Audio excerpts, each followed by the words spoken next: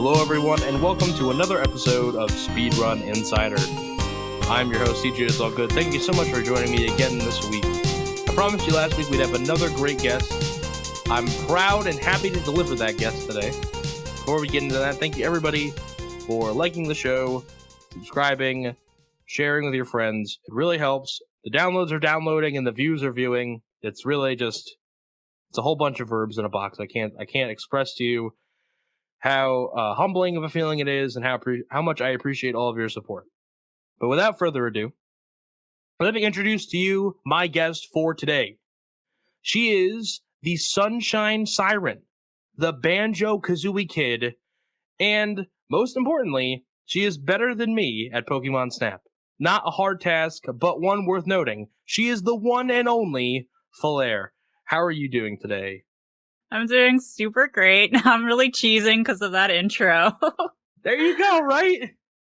Yeah. I tell everybody, man, like the intros are like, I put work into the intro. Yeah, with like your descriptions of people. Those are good. That makes people smile and feel really good about themselves. I'm glad that you feel really good about yourself because it's going to be a really fun conversation today. I'm looking forward to it. I did interrupt you playing fetch with Yui, which I apologize. She'll forgive you. I hope she'll forgive me. And I never met that dog in my life. But that dog used to always be on Lemon's stream. And so I feel like I missed the dog, you know? Well, I did make an entire 5-minute video of just all these clips that I made of her and put it on my YouTube because she's that adorable and everyone needs to see her. So that link will be in the description of this podcast on YouTube if you are watching on YouTube. If not, stop what you're doing and go watch the video on YouTube because, man, that dog is precious. A national treasure, surely. So, enough about Yui. We could spend the whole day talking about the dog. I want to talk to you about where it all began for you, your video game playing career. What games did you play when you were a kid?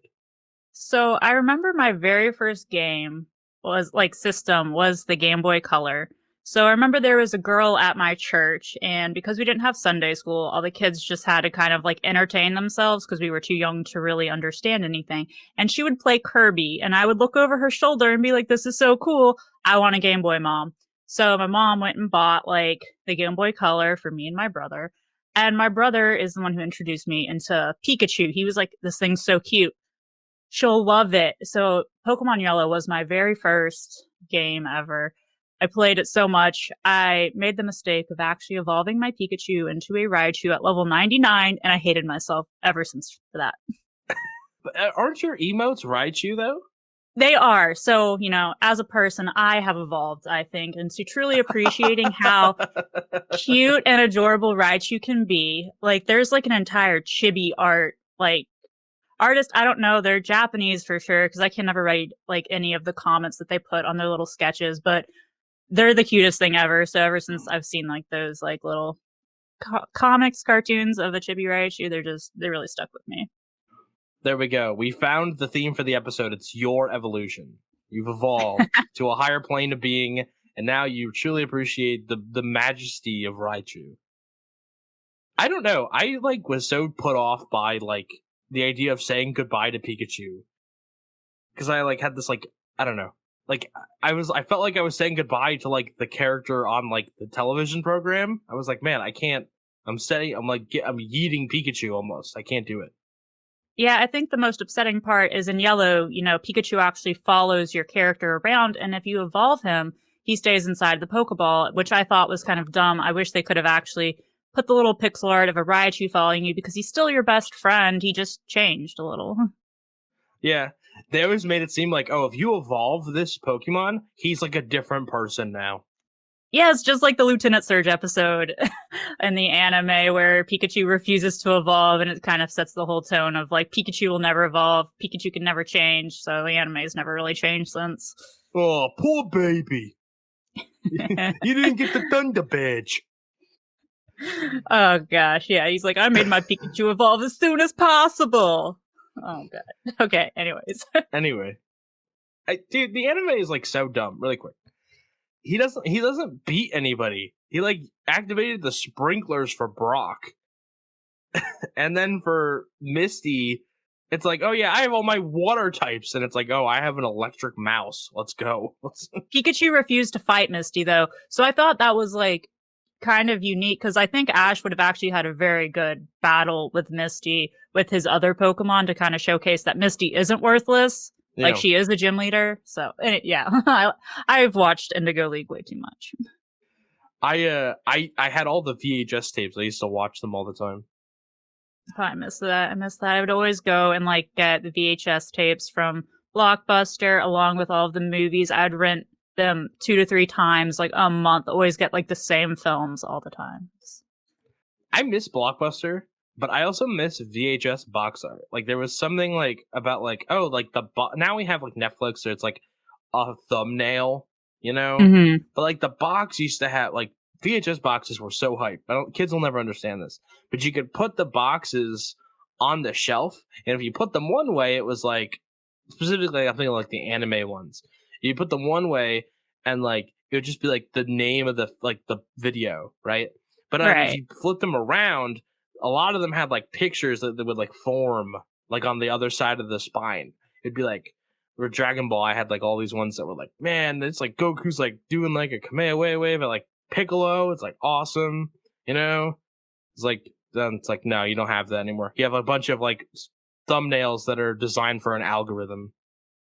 It's like super lame.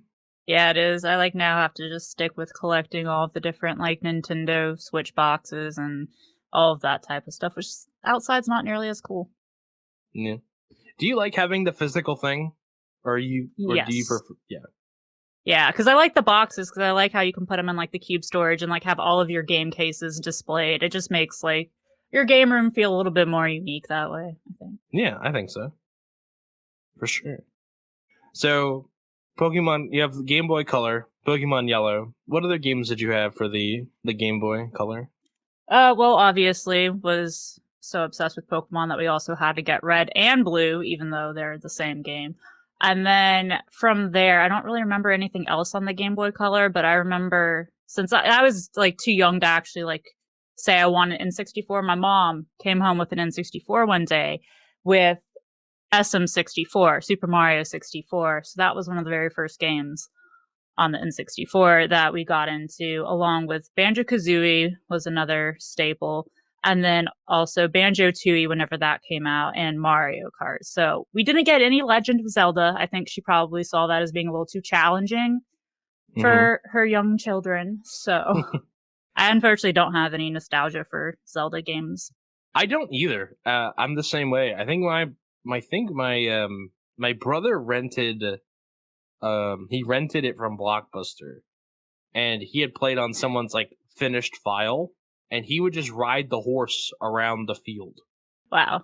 And so he went to my dad or my mom and was like, or probably my mom, and was like, yeah, I don't think CJ is going to like this game. It's like just riding a horse around. Like you can't even do anything. So, and I was like, okay, so we never got Zelda, but I want to ask you about Banjo versus SM64. I know where I stand. Tell me where you stand. Which one's better? Well, that's kind of hard, you know, like with SM64, from a speedrunning perspective, I see as like infinite improvement that you can always go faster. People are always like breaking down walls with that game, like not literally breaking down walls, OOT, but you know, they're always like making every single input optimal. And then with just like Banjo, I feel like, especially like with Kazooie, it feels like you do a whole lot in the game, especially with like the route I do, you know, like you have to collect everything.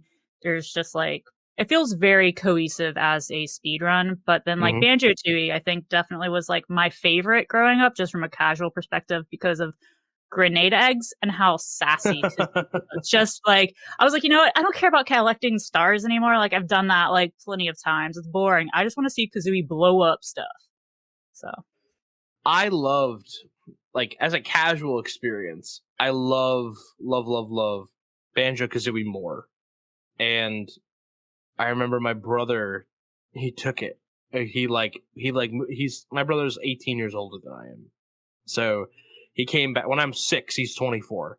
So he came back, he took Banjo-Kazooie and he left. Wow. And I was like, man, that was like my favorite game. Like I loved that game. I never played Tooie.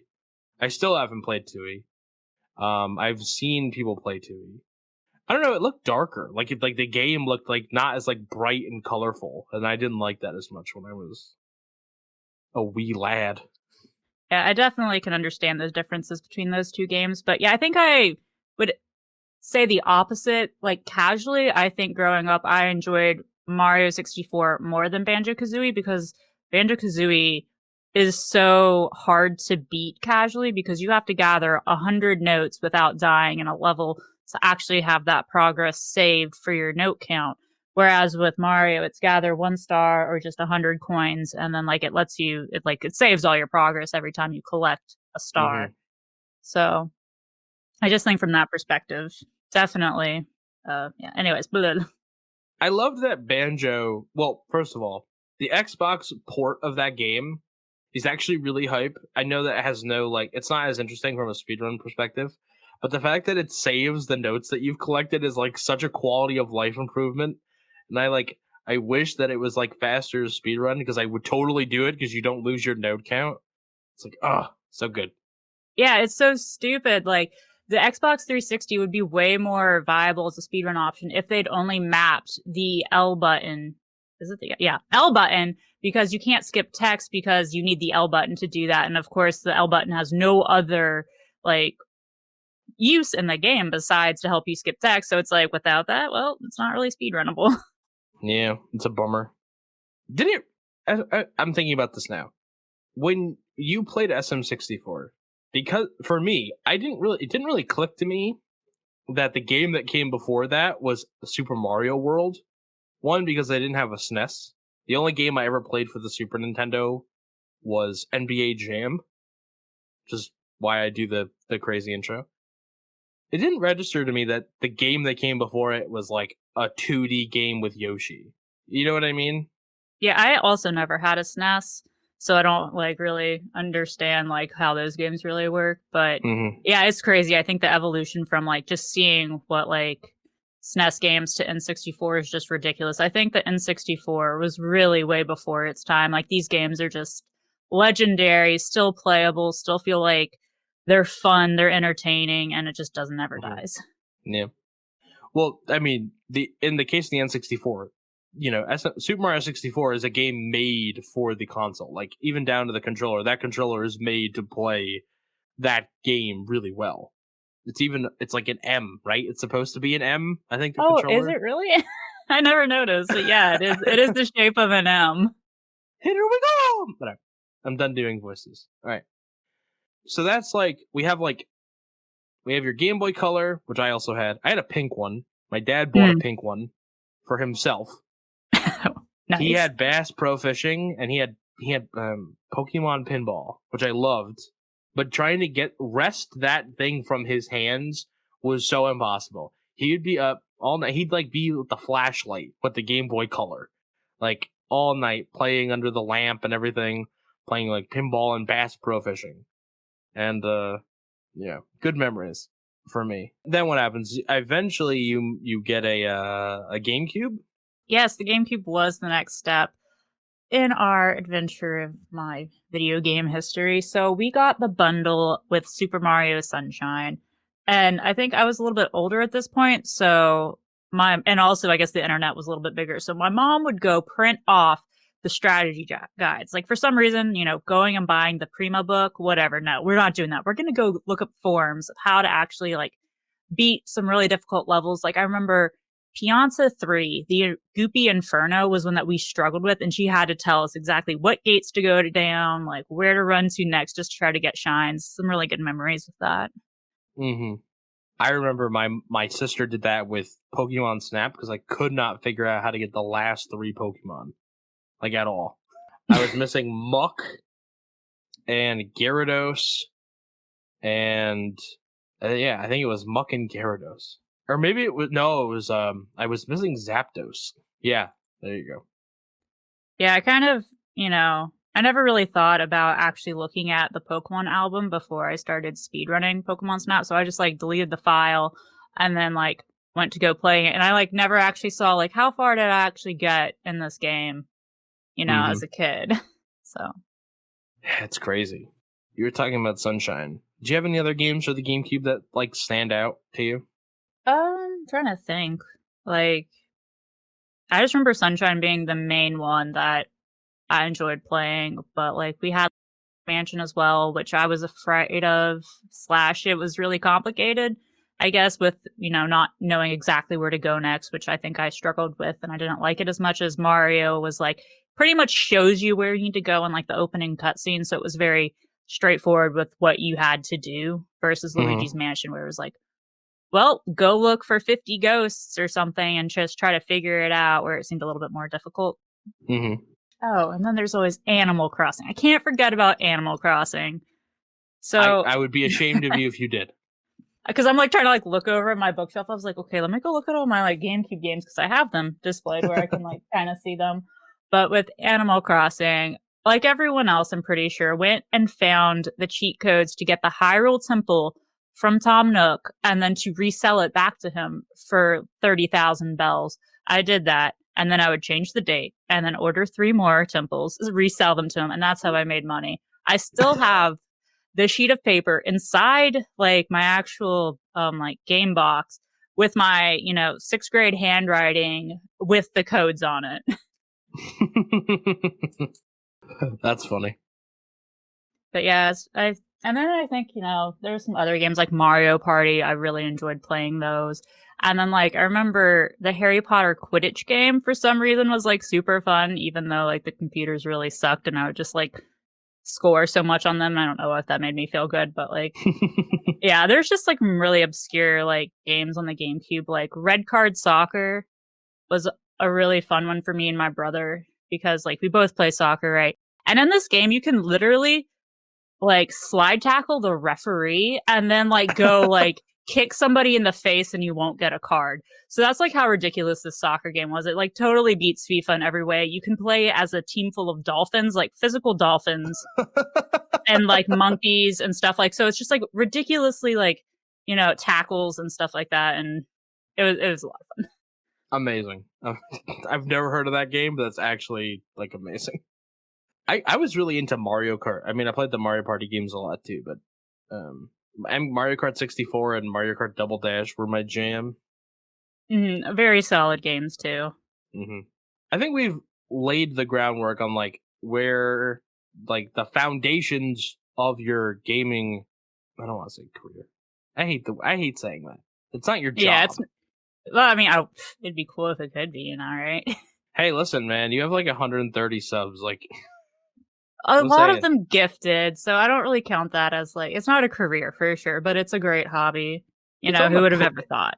It's on the precipice of being like a nice hobby career, right? I want to get to that in a second. Okay. I don't want to jump the gun. Okay, let's back up. Way back. Way back. Okay, sorry. Okay, let's go. Lean back. When did you start speedrunning? Oh gosh, I think that would be 2016.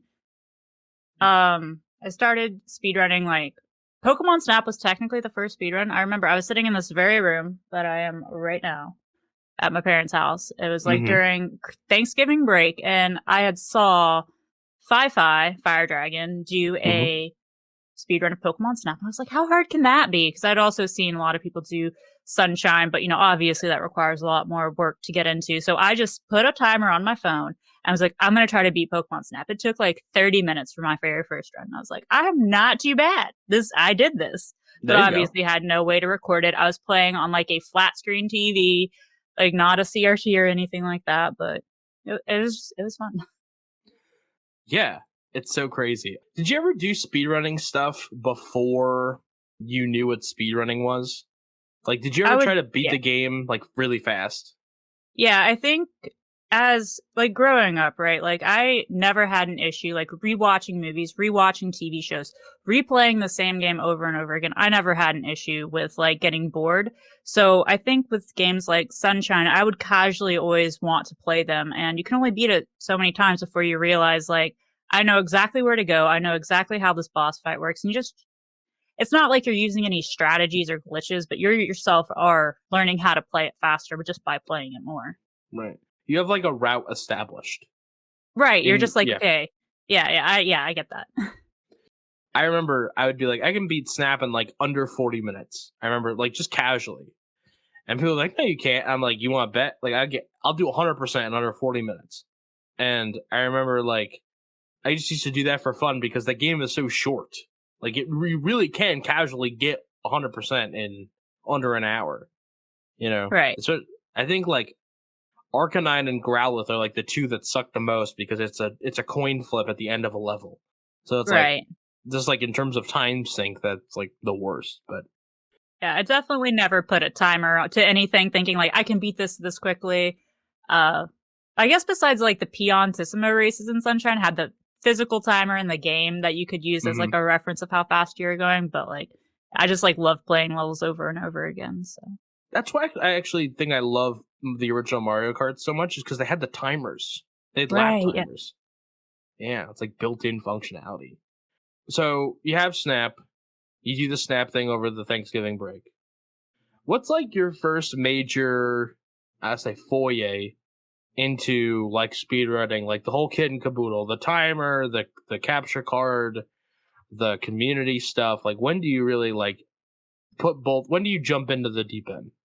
Okay, so I guess like, first Pokemon Snap run would technically be in 2015, but like, so like, we're getting through like the winter there, and of course AGDQ comes around and stuff like that, and it's just like getting more and more to like watching all these speed runs, and it's like I really like the way certain runners are playing Sunshine. They make it look super fun, super smooth, just like hover sliding everywhere. It was awesome. So I'm like, all right, I have Sunshine at home. I'll play on like an LCD screen. We're just going to try to do a glitch, right? So like, I think after like a progress of like a few months where it's just like, can't really speedrun or have like some large computer setup. Like it's just like wasn't possible for me. Like where I was living, but then like I move out, I like build my own computer, and I'm like, okay, like I can start affording like the space and the resources to start speedrunning, which would be like, I guess in June of 2016. So that was like a 6-month period of me like trying to just play Sunshine a lot, but never streaming it, never capturing it or anything like that, but just trying to learn some stuff, being super involved in people's like chats and streams and always having it up watching. I was like very obsessed with like anyone streaming Sunshine. All right, let's go watch. Yeah. It's such a great moment. Like, I think like when everyone like their first GDQ and they're like, what is this? Like, what are we doing here? Like that, like there's like a wonderment about it, It's like going to the mall and seeing like the panache and the pizzazz around like the mall Santa when you're a kid. Mm-hmm. Yeah, it's like all dressed up and cool. Yeah, super overwhelming because you've never like imagined like there's this whole community that you never knew even existed until you like discover it, and it's just like so many open doors. It's like I can learn anything. There's so many games. Whatever I want to learn, I can do it. Mm-hmm. So, when did you first go to GDQ? Like, so we have you like you're watching at home, and you got the computer, and like you're doing your things, and you're just doing them offline, and all that stuff. When do you like actually like bite the bullet and decide to go to a GDQ? I really do think that was like before I even really started speedrunning. That was like that January of 2016. I didn't even have like, I was still making different Twitch accounts like every week until I found a username that I actually liked. So this is before you could actually change your username and update it. So I would just like make up a username, go chat in someone's chat, and I'm like, I don't like that way that sounds. Let's make a new account. But yeah, so it was like. Do you remember any of the failures? I remember like full ski.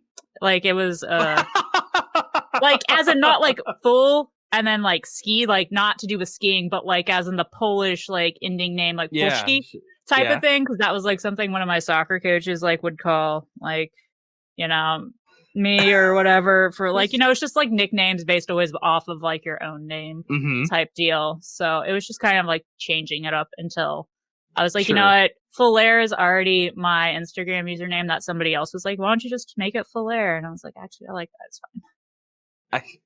I whenever I think of like something that ends in ski, I'm like, oh, you want a brewski? Like someone like offering you a beer. So it's like, ooh, you want a full ski? Or like, I wanted one of those cute usernames, like, it has like angel or fairy or something like that. I'm like, that's just like not me. Like some people have some really cute usernames where it like has like either flowers or like something like rather feminine. And I'm just like, I wanted one of those, but I'm like, but that also isn't me. It's fine. A full re would definitely not be a good one.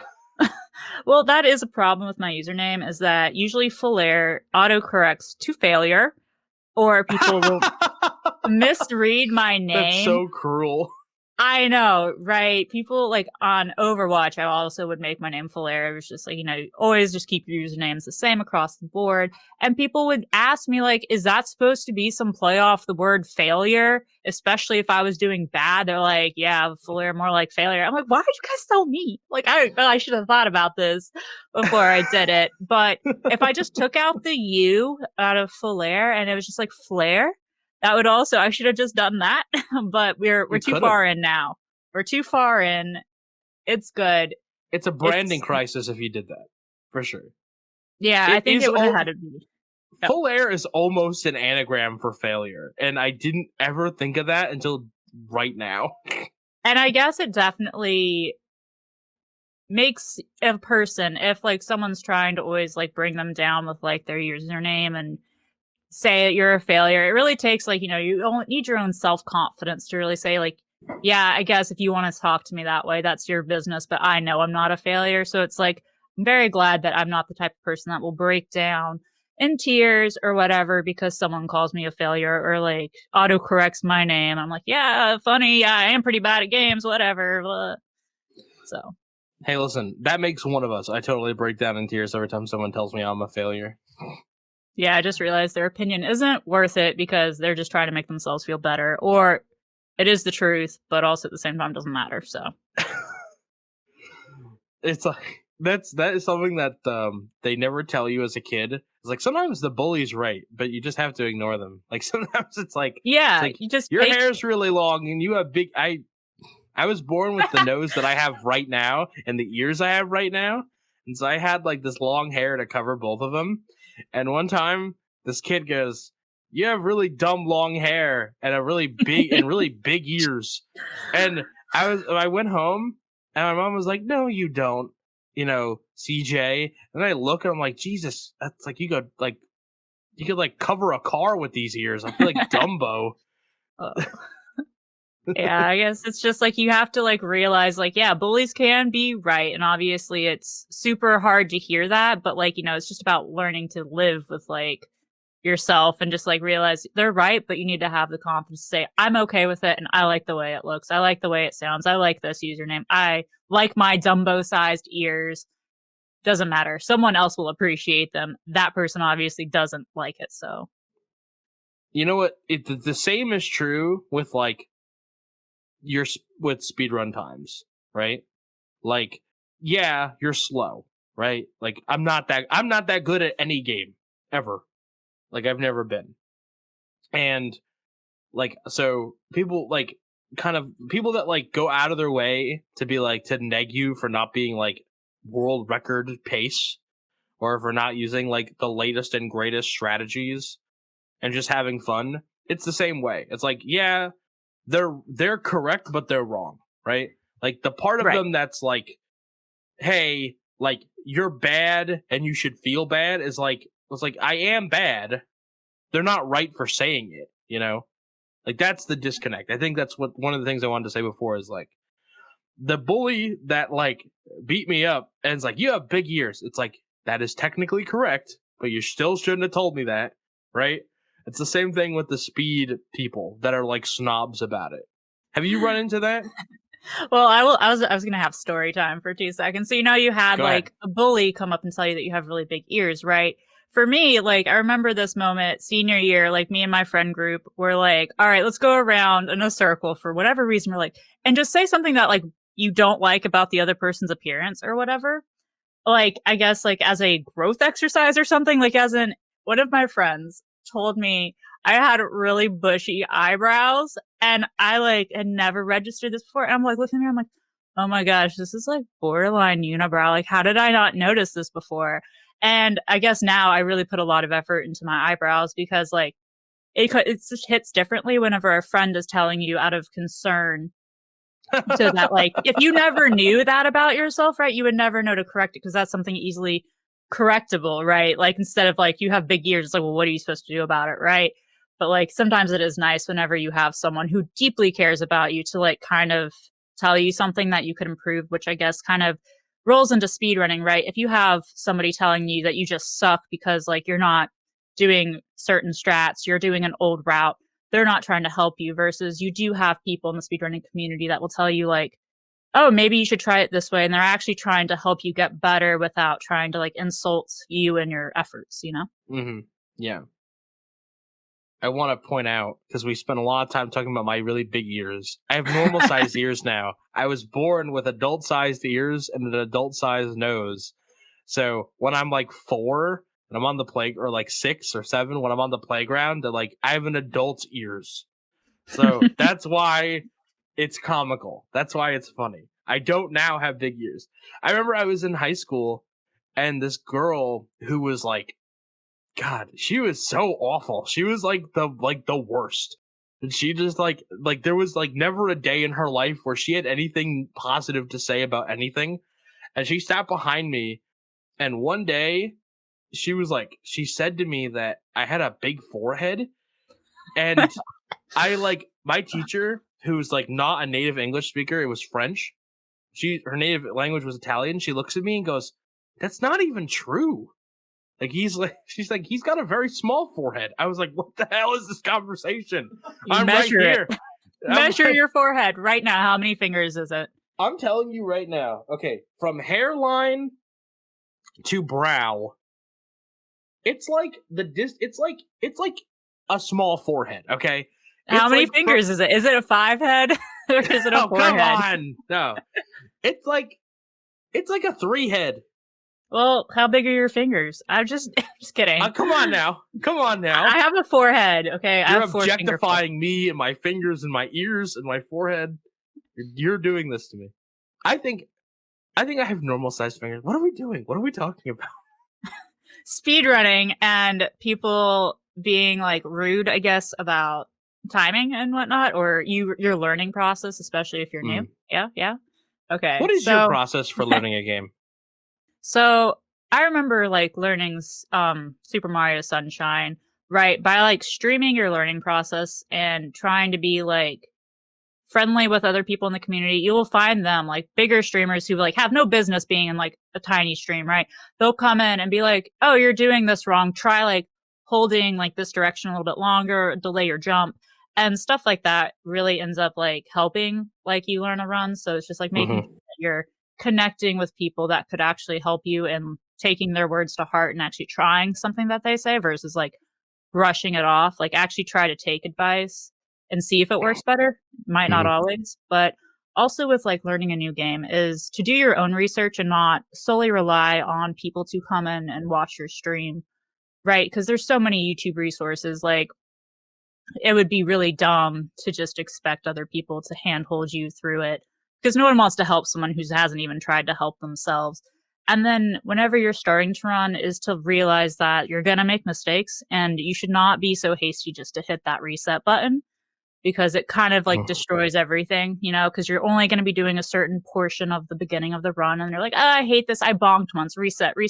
No one wants to watch that. So if you're trying to stream your speedruns and actually have a fun time, you got to think about your audience as well. Like if they're not having fun because you're not having fun because you're resetting too much and getting frustrated, you need to kind of like realize you're not going for a world record. This is supposed to be a fun hobby, and that if you can't have fun and other people aren't going to have fun with you, that game might not be the best for you. So it's kind of, you need to definitely evaluate yourself whenever you're running something new and making sure that you're continuing to have fun.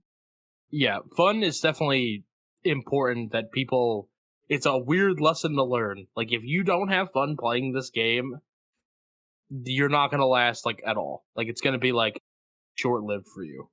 Right. Especially because I know not everyone can have a super thriving stream. And so like, you know, if you're new to a game, you might not have any viewers watching you, but like if you're expecting people to come in just because you are speedrunning, that's also like one of those things where I was like, you should be having so much fun speedrunning this that you don't need anyone to be watching you. So that's why it's like having fun is like bottom line the most important thing about starting a new speed game. Mm-hmm. You had mentioned like someone that has no business being in your chat showing up to give you advice. Do you have a memory of someone specifically doing that? Not like a specific person, but I think it's kind of rude. Like, as in, I've been running Sunshine for like way too many years now to not really have that great of a time. But like, for them to say like, "Oh, you need to do this next. You need to do this next," and it's like, I'm fully aware of like what I need to do next. Like, thank you for trying to like micromanage me in somehow. But like, I've run the game. I know what I'm doing wrong if I mess up, unless I specifically say, can anyone tell me why this is messing up? I typically do not want someone's input because I am very open with like asking questions and being like, clip that. I want to review that, get someone's opinion on it who probably can tell me what's going on wrong. Like, otherwise it's just like, leave them alone if they don't want help or if they like know that they don't need help. Yeah, I agree. I was wondering if you had like a positive one. I have a memory that stands out in my mind. Double Dash is a bastard of a game. It is a bastard speed game. That game, and I love Double Dash casually. Like, I think it's like my favorite Mario Kart game casually. And every time I talk about it, I'm like, I should go back and speedrun it. And then I play it for like 5 minutes. And you remember that it is nothing but item hell. It is item hell. It is blue shell, blue shell, blue shell. It's these massive like chain chomps and shells and bananas. And so the time, no one even really speedruns it like RTA. They all do time trials because it's item hell and you can't turn it off. And I was playing and I was doing it, and the world record holder at the time, his name was Goomba, shows up and goes, "Hey, by the way, when you do a mini turbo, you don't have to put the stick all the way back to the side. You can just let it go to the middle." And that blew my mind. I was like, what? And then that like saved me like a minute. Because I wasn't doing mini turbo as well. Yeah, no, I definitely do have some positive memories, like with people coming and helping me, I guess. So I remember I was trying to learn how to do a secret in Super Mario Sunshine, which is the Yoshi Go Round secret. I think that would be Pinna 6. And I was trying to do like this, it's called like over the top to the right thing, where you try to do like a triple jump and a Y turn and try to get like enough height to get over this platform.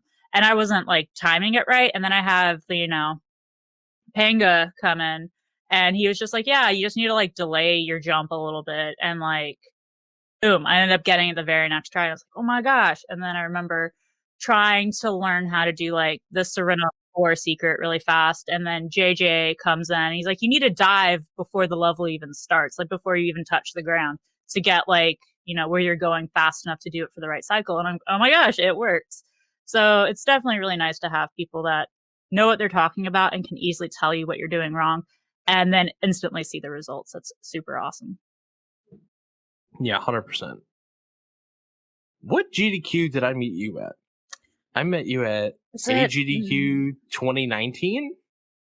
Years are fuzzy, but it would be 2019. That was my first one, I think. Yeah, that would be 2019. Yes.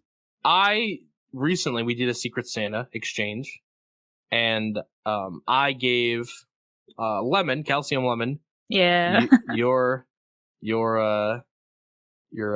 significant other, a book. I bought the cheapest photo album I could find because I knew the photos were gonna kick me in the ass. So I found the photo album, and I realized weirdly that I didn't know this, but I had taken more photos of you and Lemon than anybody else at any of the GDQs. Wow. It was a very nice gift. Oh, thank you. I'm glad he liked it, because he told me he liked it, and he messaged me the next day to reiterate that he really liked it. So yeah, he's super sentimental person, loves photos and stuff. So I don't know. It's like nice to be able to see everyone, especially the GDQ that we didn't make it to recently. Like, I thought seeing those pictures were super special because it's like, that's like our tiny Snap community, it's really like nice to see people like having fun even if you can't make it. Right. And there were a bunch of photos that didn't make it into the album because they were taken from the floor. Because the very first day that I met you was also my worst day of GDQ, where I had too much, and I got under the bed, and anyway, so a lot happened that day. That was the day when Neptune was in the room too, I think. It's so funny. Yeah. I think I took more photos than he did, and he was a photographer there. Yeah, I think it's just really nice whenever you get like the Snapchat memories come up, because I usually like to save like every single picture I ever take on Snapchat, just because you never know whenever you might lose something. And like, seeing things from old GDQs pop up, and you're like, dang, like this is like just such like a great event, Yeah. overall. You're like, it's expensive, and if you're not thinking about it, you're like, yeah, I don't really want to go. It's like you gotta fly, take off a whole week of work, but then once you're there, you realize like how important it is. There are people, I've never met someone who regretted going, but I know a bunch of people that always regret not going. Like it's like easy to shrug it off, but then when you don't go, it's like, oh man, this is awful. Yeah. It's like not great. So, and then you guys missed the one in Orlando. Yeah, that was unfortunate, but maybe hopefully there's going to be another one in Orlando soon, so we can just drive. Yeah, hopefully, because you guys are in wherever you are. I didn't want to dox you. I thought we are better of close it at the enough last to second. drive. Well, I mean, I drove to Virginia like whenever it was there, and that was like way too long of a drive. Like, I'm like, essentially, it needs to be not miserable to get there, but most of the time, like, more than like 3 hours to me feels like a lot. Yeah, for sure. It's not a fun drive. I've been in the car for the drive where basically I live in the Northeast. I live in New York. So it's like going up to New York from Florida is almost worse than coming down. Oh, I've done the drive from New York with a friend once, like to get back down to school, and it was excruciating. I was like ready to like be out of the car, but yeah. Yeah, eastbound and down, loaded up and truck it. It's a long drive. There's all those little tiny states in the Northeast, and you feel like you're making progress, and then you realize, I'm not making progress. Yeah, well, I think the South is even worse, because it's like to get from like Georgia to Texas, like on a map, you're like, that's not too bad. It takes like 14 hours. Like, yeah, the states are just so wide, and you don't think about it until you're driving through it. Absolutely, 100%. So we talked earlier, like wanted to end on kind of like completing the circuit, and like it was in Fleet Fatales, I believe. Yes. Was that your first marathon run? No, actually. Talk to me about your first marathon run. So my first marathon run was for No Reset, and they would host their event at, a Dream Hack, right? So like they would have like their tiny little area in like the big hall, which like, had all of your like different types of games, like people like being able to put computers literally there. So it was like a huge madhouse and super loud, and like this one large room essentially. And so I did a sunshine run, and this is back whenever my time was like a 128 or something like that. Not very good. And I was playing on an LCD at the time, and then like I get there and they're like, okay, well, we have a CRT for you. And I'm like, what? This is not going to end well, because the delay is actually real. Like, I just try to do like the very first triple jump to get over a wall. Timing's all off. And I'm like, oh God, this is going to be like the worst part of this. Is going to be the worst. Like, I absolutely hate it. Missing every single triple jump, like just botching this run just because of like the input delay not existing on a CRT. I was like, I can't do this. This is like, I look so bad right now. Went over estimate, but it's a good learning experience that way. You never know until you do it. I think I would have like thrown the CRT and like found a monitor. I would have been like, here we go. Well, they already had everything set up, and I think I was too intimidated to say, do you have like an LCD I can play on? But like, I wasn't about to do that. I'm like, okay, I'm a real gamer. I can do the CRT. No big deal. It's fine. Oh, wow. And then what's your time in Sunshine now? You said it was like 128, but yeah, now it's a 1:23:45. That's super great number. 1, 2, 3, 4, 5. So yeah, it's definitely improved a lot since then. And so you were mentioned Fleet Fatales, which is, they always change up the name to have it something fun, which is a part of like just Frame Fatales, which is like what they do. I guess that's what Right. their Twitter name is or whatever. So I just did a run for them this past November, which was in 2020. And that went a lot better. Like I was, it's really nice that it's online because you sit in your own chair, you're at your own desk, you're with your own setup. So like I know how my TV works. I don't have to worry about like the headset or anything like that. Like it felt very comfortable to be able to like show a game whenever your Right. settings haven't changed. It was so I said this before we started. I knew that you were doing it because you had like mentioned it a few times. I think it was on Twitter or some Discord we were in. Someone told me that you were doing this run for Fleet Fatales, and I'm not big into Sunshine.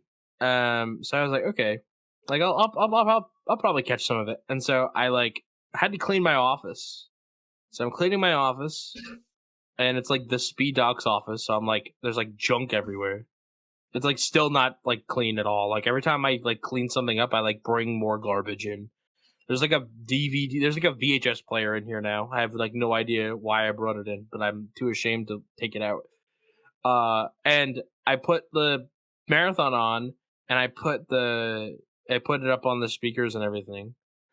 And your run came on, and it took me like 4 hours to clean the office because I stopped in the middle to watch your run. I thought it was a really great marathon run.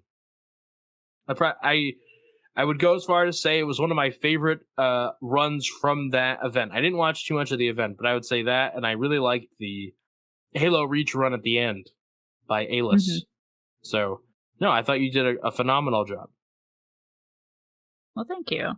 Yeah, it was a lot of fun. Like, I am by no means like the top runner for Sunshine, right? The whole idea behind Frame Fatales is that they want women runners or people who identify as like they, them, just pretty much giving a platform for like women or someone who, I guess the way they phrase it is like, if the phrase like, hey ladies, let's play games like applies to you and like you're okay with that, then like this is like the event for you to try to like, showcase your stuff.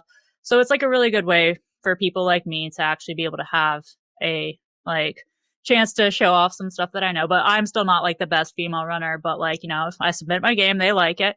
And so I asked Pinkish to obviously commentate with me because I really enjoy her and her, like, her vibes are super chill, super real. And we just decided going into this marathon, like, we're going to keep this as fun as possible, right? Like, we don't want to go over the top with explaining things that are faster or things that like top runners do, right? We're going to keep it very simple with like what I'm doing and like how I did it. And I was just really happy with myself because I hit like all of like the major tricks and skips like first time.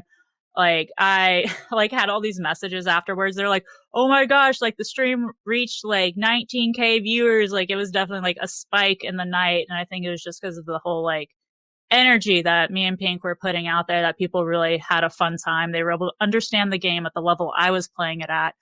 And, it's just like really fun whenever everyone else is like having fun with like no expectations on you. So, Yeah, absolutely.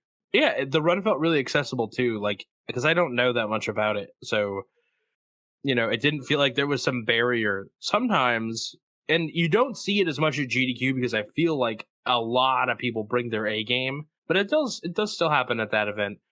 But in other marathons especially, where you have no idea what's going on, and the person that's explaining it to you is explaining something that you just don't understand, like the core competencies of it, right? It's like we're spending so much time explaining something that's already happened, or we're dwelling on mistakes, or it's just not great commentary, and you don't understand anything, right? So right. that's kind of been my experience, and I thought Frame Fatales or Fleet Fatales or whatever the next Fatale event is, I feel like they've always done a great job of like, it's very accessible. Like accessibility is like the name of the game almost. And it does a great job. So great event. Yeah.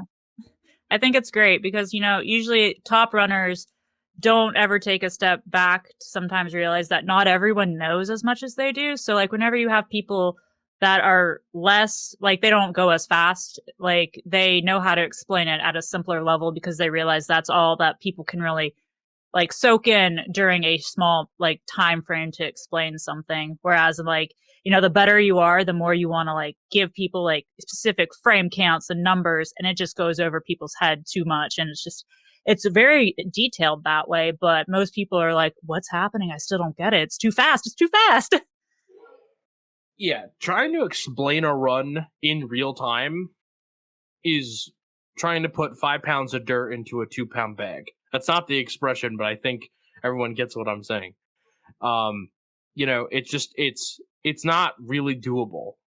It's something that comes up when you're trying to explain, like, the history of records. You can't just put, like for example, the video I'm working on right now is for Jak and Daxter. The record is 16 minutes long. You can't, there's no way you could explain everything that's happening in 16 minutes. So it's about how do you, like, really just tell the people what they need to know, right? Or, Right. like, okay, we're not going to explain why, right? We're not going to go, like, do a 5-minute exercise about why Fire Canyon Skip works. We're going to say, like, okay, and you might not be expecting this, but this is what happens when you do this trick into Fire Canyon, and then you're bouncing, right? Right. And obviously, I've never done Jak commentary before, but I'm available. If anyone wants me for their Jak run, I will do bad commentary for it. But yeah, I think, like, just it's underrated, and I think you and Pink did a good job. Definitely. We're taking a page out of that. Like, explain to me like I'm 5 makes, I think, the best type of marathon experience, because people are always keeping up and they're just hyped up because you never know that they made a mistake that way if you're just always keeping it positive. I think the people that want the advanced stuff don't have a problem looking for it, Right. Like, GDQ's for everybody, Like, there's 120,000 people in it. Like, the people that really want to keep going and, like, want the hardcore stuff, they'll just go find it. I mean, it's out there. Yeah, like, a lot of people will go follow the runner on their personal, like, Twitch account, and that's where you can go into their, chat and ask them all sorts of questions. Like, speedrunners do not mind getting questions. To me, it's, like, really easy to keep track of what you're doing in a game, and someone asks you a question about what you're doing. It's, like, just seamless. Like, it doesn't distract or anything, because you're actually just talking about what you're doing at that point. Right.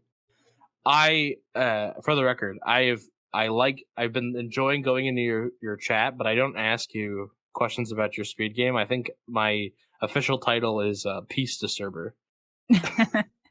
Yeah, I mean, I think that's a really good way to learn, though, if you're learning a game and you just go into someone's chat where it's, like, not too busy, but, like, busy enough to where, like, your question, like, will be seen. Like, ask, it can't hurt to be like, well, how does that work exactly? I'm trying to learn it, but I don't know. Been trying, but can you explain that? And maybe they'll just explain it in a way that you get it. All right. I have one last question for you before we wrap it up. For anybody out there listening who is thinking about picking up speedrunning, or they're not, whatever, what is your biggest piece of advice to somebody to help them go from offline attempts over Thanksgiving break to, being in prime time on GDQ? Like, what is your biggest piece of advice? Well, I would say, 1, obviously the game you pick is important. It needs to be a game important to you, and, obviously you gotta have fun with it, as we've stated multiple times. And then, just to not be intimidated or afraid by, like, oh, people are gonna make fun of me. Like, no one's gonna make fun of you if you were seriously trying. Like, that's the point, right? Everyone's trying to get better. You're really just only trying to compete against yourself. So just remember, it's not about the world records. It's not about picking a game that's popular and you hate it, right? It's about you being genuinely happy with what you're doing and seeking out ways to get better, to get that growth that you want. Yeah, I think that's some great advice. I think everyone can learn from that and take something from that. So, but also Nintendo games are the best anyway, so that's fine. Oh boy, shots fired! There's some people in Europe that would disagree. Well, all the games that I speedrun, you have SM64, Banjo-Kazooie, Pokemon Snap. Like, I've even done one, like, OOT, like, any percent run that was really bad, but I did it with the wrong warps and everything. It's like everything Nintendo based, I think a lot of people have fun with, and there's tons of resources with. So like, if you're worried about ruining a game for yourself because of the nostalgia, I would say don't worry about it. If you've played it so much that like there's nowhere to go other than to speedrun it, like you're not going to ruin the game for yourself, because you can never play it the same again, because like you've already like tapped out really, right? So you got to just like unlock that next level for yourself to really just continue to enjoy it for the next 10 years, because speedrunning, you're never done unless you have reached task level speeds, right? So you're never done with speedrunning, really. Speedrunning, you're never done with speedrunning, but speedrunning can be done with you. Yes, you can hate a game after speedrunning it, but that's why I always say you need to just like reflect on yourself. If you're not having fun, you're resetting a lot, you're just angry at the game, maybe pick up something new. All right. Well, thank you so much for being on. Really appreciate it. I think this was a lot of fun, and I hope that everyone goes and checks you out. You can follow Fullaire on Twitter at the Fullaire, Fullaire. It almost looks like an anagram of failure, but it's not. You can find her on YouTube, Liz Fullaire. Fullaire spelled the same way. And speedrun.com/user/Fullaire. And obviously you can watch her stream at twitch.tv/Fullaire. Was there anything else that you wanted to plug before we wrap up? I will say, my YouTube is not to be confused with the Fullaire channel, which is just a bunch of bird sounds. Okay, that is not me. I wish it was. And on Twitter, I'm pretty sure Fullaire is a Mexican AC company, which is also not me. It's unfortunate. I would love those names, but I cannot get them. Fullaire, yes, it is. Estoy siempre presente donde se está pasando. Fullaire! They took it. I'm so mad. They have like 0 tweets and like 13 followers. All they've ever tweeted is like, "Hola, amigo." I'm not joking. I don't speak. By the way, I don't speak Spanish at all, so I hope that was like vaguely correct. But yeah, no, that's it's the Fullaire. You got to find the Fullaire, right? You'll know you're in the right spot when you see enough cute things. Raichi's dogs, Bulbasaur art that I like and retweet frequently. Yeah, you can always spot Fullaire out of a crowd because she has red hair. So there you go. It's like the little cute, like little chibi Fullaire icon. Yeah. Or Raichu something. Find Raichu and then you'll find her. It's like backtracking. But all right, thank you so much. Really appreciate it. Thank you everybody for listening each and every week. It really helps and really appreciate it. Share it with your friends. Like, comment, subscribe. I don't know. Do your thing. But hopefully you'll keep listening. You'll keep watching on YouTube. We have another great guest for you next week. Stay tuned. Check that one out when it comes out next week. And I hope you have a great rest of your day. Bye-bye. Bye.